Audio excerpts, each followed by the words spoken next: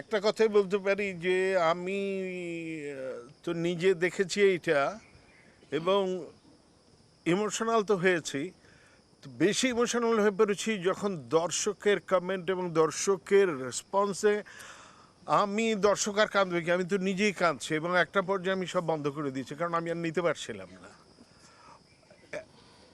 বিভিন্ন এবং এখনও কন্টিনিউয়াস কন্টিনিউয়াস সারা পৃথিবী থেকে, শুধু যে আমাদের বাংলাদেশের মানুষ বলবো, মানে বাঙালি ভাষাভাষী সারা পৃথিবী, কানাডা বলেন, আমেরিকা বলেন, ইউরোপের বিভিন্ন দেশ থেকে বলেন, মানে এত আমি এটাকে মানে এটাকে নাটক বলবো, মানে আমি ঠিক আসলে বুঝতে পারছি না যে কোন ভাষায় এটা বলা যায় যে মানুষের ভেতরে এমনভাবে এটা ঢুকেছে, নাটকের চাইতেও বেশি কিছু, অভিনয়ের চাইতেও বেশি কিছু মানুষকে এত স্পর্শ করেছে।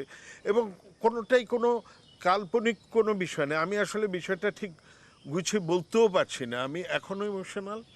এবং একটা কথাই বলবো যে দর্শক যত কষ্ট পেয়েছেন, দর্শকও বলবো না, মানুষ যত কষ্ট পেয়েছেন, আপনাদের কষ্টে, আপনাদের ব্যথা আমি ব্যথিত, আমিও খুব খুব খুব কষ্ট পাচ্ছি।